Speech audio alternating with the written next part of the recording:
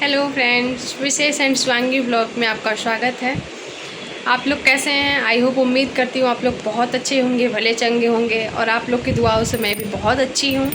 तो आज का ब्लॉग ना बहुत ही अच्छा है, आप लोग बिल्कुल भी स्किप मत कीजिएगा, आप लोग एंड तक देखिएगा। और आपको अगर ब्लॉग अच्छा लगे और आपको मेरी मेहनत समझ में आए कि हाँ मैं मेहनत कर रही हूँ और एक हाउसवाइफ अपनी पहचान बनाने की कोशिश कर रही है, तो आप लोग मुझे सपोर्ट करना और मेरे चैनल को लाइक शेयर सब्सक्राइब ज़रूर करना। तो चलिए चलते हैं आगे, देखते हैं कि आज के ब्लॉग में क्या क्या है। बने रहिए मेरे ब्लॉग में।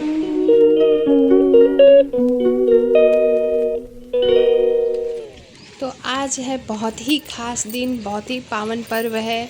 आज है सावन का मासिक शिवरात्रि, मेरे महादेव मेरे भोले बाबा का दिन है, जो हम लोग बहुत ही अच्छे से मनाते हैं। तो यहाँ पे ना हम लोग को रुद्राभिषेक करना है आज के दिन। तो यहाँ पे मैं अपने पड़ोस के एक आंटी हैं, उनके साथ जाती हूँ, फूल वगैरह तोड़ती हूँ। और यहाँ पे ना उनकी पार्थिव शिवलिंग बनाने के लिए मिट्टी चाहिए था हम लोगों को। तो यहाँ पे ना ये हम लोग आए हैं, एक पार्क है वहाँ पे मिट्टी लेने के लिए।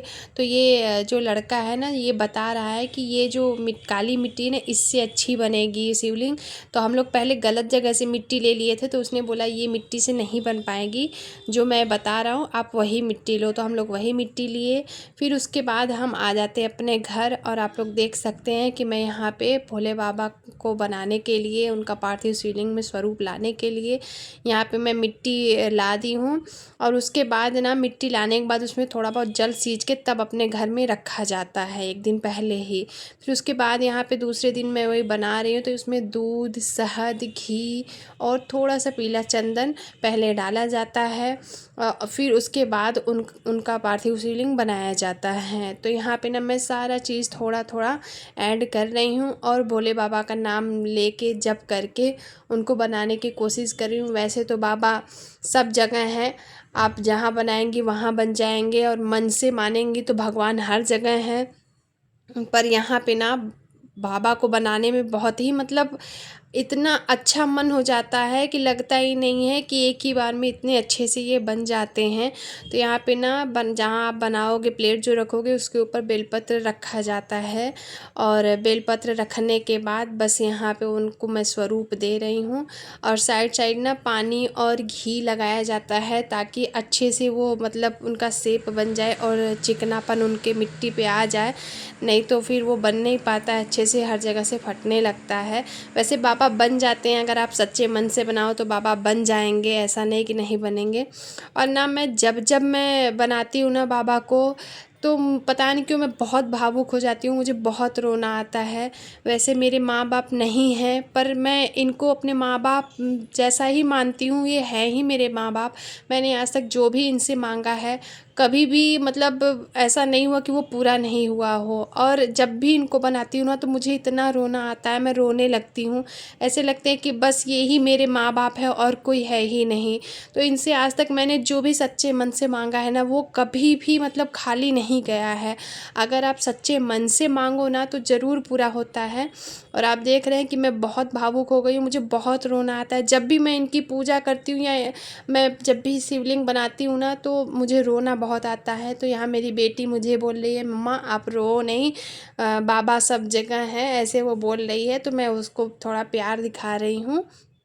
तो यहाँ पे मेरे बाबा बन गए हैं, बस उनकी त्रिनेत्र बना रही हूँ। वैसे तो बाबा हर जगह होते हैं, उनके ऊपर कुछ भी करने की ज़रूरत नहीं है, लेकिन अपने अपने अनुसार आप लोग जैसे बनाना चाहे बाबा को स्वरूप दे सकते हैं।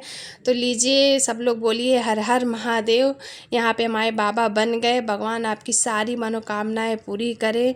तो यहाँ पे मैं और बेटी जयकारा लगाते हैं, बोलो हर हर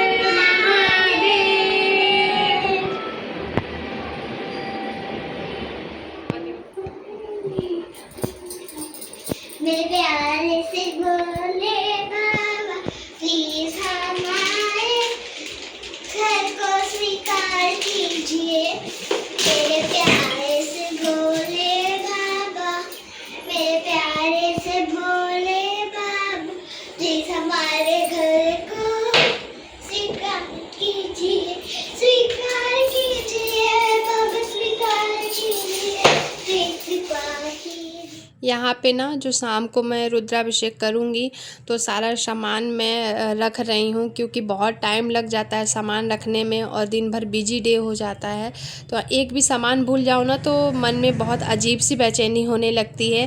तो यहाँ पे मैं शांत मन से अच्छे से बैठ के थोड़ा थोड़ा एक एक चीज़ देख देख कर लिस्ट में कि कहीं कुछ भूल ना जाऊँ, मैं रख रही हूँ। अब यहाँ मेरे बच्चे ना थोड़ा मस्ती कर रहे हैं, देखिए कैसे वो मस्ती करते हैं।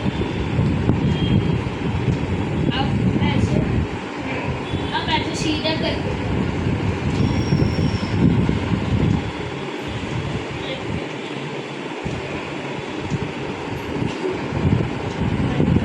कैसे हुआ?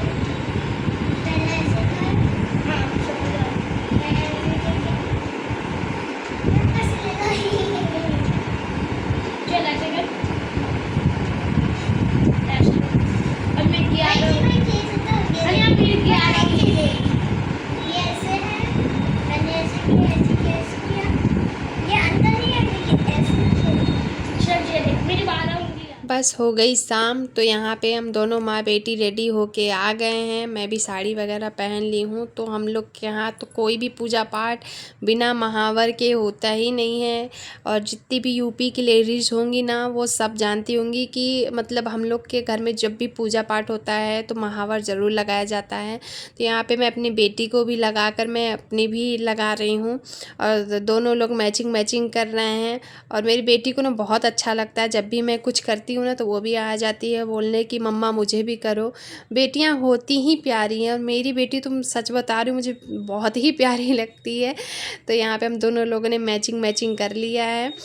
फिर इसके बाद मैं आ जाती हूँ किचन में, बाबा का प्रसाद बनाना है। वैसे तो मिठाई भी चढ़ा सकते हैं पर घर की चीज़ें बनी हुई चढ़ाओ तो वो ज़्यादा अच्छा होता है। तो यहाँ पे ना मैं सिंघाड़े का हलवा बना रही हूँ, तो सिंघाड़े के आटे का। तो यहाँ पे मैं पहले घी डालती हूँ और क्योंकि सिंघाड़े का आटा व्रत में खाया जाता है तो इसलिए मैं सिंघाड़े का आटा का बना रही हूँ। वैसे आप लोग कुछ भी बना सकते हैं, खीर वगैरह, उनको मीठा चढ़ाना होता है बाबा को। तो कोई प्रसाद में मिठाई वगैरह भी बना सकते हो या बाहर से भी खरीद सकते हैं, पर बाहर का चीज़ मिलावट होता है इसलिए हम बाहर से नहीं लेते हैं। पूजा पाठ में हम कोशिश यही करते हैं कि घर की चीज़ें बनाकर ही भगवान को चढ़ाएं और सच्चे मन से बनाएं। ऐसा नहीं है कि मतलब प्रसाद बनाने में कोई दिक्कत परेशानी हो, जब भी प्रसाद बनाओ सच्चे मन से खुश होके बनाओ, बाबा का नाम लेके। बाबा आपकी सारी कामनाएं पूरी करेंगे। तो यहाँ मेरा सिंघाड़े का आटे का हलवा बन गया है और इसके बाद मैं प्लेट में इसको रख दूँगी। ये क्योंकि ये सूख जल्दी जाता है, फिर इसको आप कोई भी शेप दे के कटिंग कर सकते हो। पर बाबा को प्रसाद चढ़ाना है तो हम इसको काट नहीं सकते हैं, हम ऐसे ही प्लेट में फैला कर इसको मैं ले जाऊँगी पूजा रूम में। अब रखूँगी धीरे धीरे एक एक सामान मैं अब हॉल में लगाऊंगी, क्योंकि टाइम हो गया है, 6 बज गया है और 7 बजे से रुद्राभिषेक स्टार्ट है। तो यहाँ पे ना मैं पहले पाटला लाती हूँ और फिर उसके बाद थोड़ा बहुत गंगा जल से साफ़ करके ना उसके ऊपर फूल वगैरह रखती हूँ, क्योंकि बाबा को ऐसे ही खाली स्थान पे नहीं रखेंगे।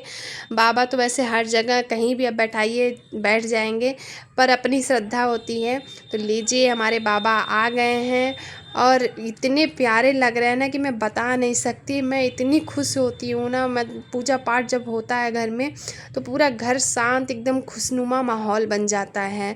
तो यहाँ पे ना फिर बाबा को बैठाने के बाद मैं थोड़ा पाटला में फूल वूल लगा रही हूँ ताकि पाटला देखने में अच्छा लगे। यहाँ पे अब पाटला भी मैंने सजा लिया है और लीजिए आप अब हमारे बाबा का दर्शन कीजिए, देखिए कितने प्यारे लग रहे हैं। तो यहाँ पे ना मैं गौरी गणेश को जो 2 सुपारी रखी है वहाँ गौरी गणेश हैं। तो यहाँ पे आप देखिए सारे सामान, फल और सारे सामान बाबा के लिए रख दिए हैं। बस अब रुद्राभिषेक स्टार्ट होगा तो हम लोग पूजा शुरू करेंगे। यहाँ पे पूजा शुरू हो गया है, पहले गौरी गणेश का पूजा होता है, फिर उसके बाद भोले बाबा का रुद्राभिषेक होता है। तो यहाँ पे हम लोग सच्चे मन से पूजा कर रहे हैं। जैसे जैसे पंडित प्रदीप मिश्रा जी बोल रहे हैं वैसे वैसे हम लोग सामान चढ़ा रहे हैं। वैसे तो बाबा की अपनी श्रद्धा है, जैसा आप पूजा करने चाहो। भोले बाबा सबसे सरल और सबसे निराले बाबा होते हैं, वो सबकी कामना जल्दी पूरी करते हैं। तो यहाँ पे ना वो एक एक चीज़ बोल रहे हैं कि इससे स्नान कराओ, उससे स्नान कराओ, तो वही मैं कर रही हूँ। और बहुत अच्छा लगता है जब आप घर में पूजा पाठ कर लो ना, तो घर एकदम मतलब बहुत ही अच्छी वाइब आती है घर में और मन खुश हो जाता है।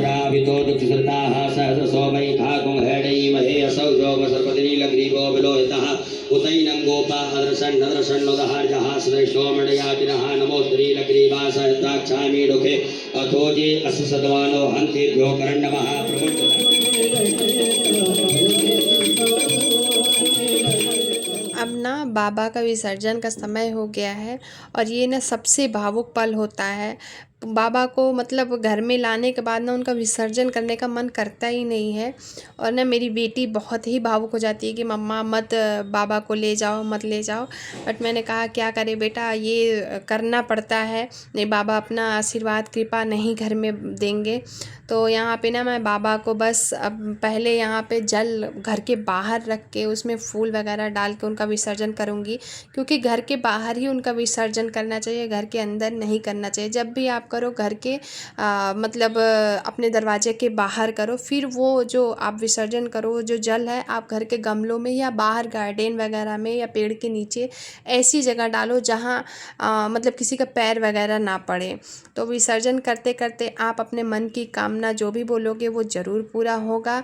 और जब इनको आप जल में विसर्जन करो तो इनका जो जलाधारी का मुँह है वो आपके साइड होना चाहिए, मतलब उत्तर दिशा में होना चाहिए। तो लीजिए अब विसर्जन बाबा का हो रहा है। अगर आप लोग को ये ब्लॉग अच्छी लगे तो प्लीज़ मेरे चैनल को लाइक शेयर सब्सक्राइब ज़रूर कीजिएगा, मुझे ज़्यादा से ज़्यादा सपोर्ट कीजिएगा। आपके सपोर्ट से मुझे आगे बढ़ने का हौसला मिलेगा। और आप लोग को ये ब्लॉग में क्या अच्छा लगा आप लोग कमेंट करके ज़रूर बताइएगा।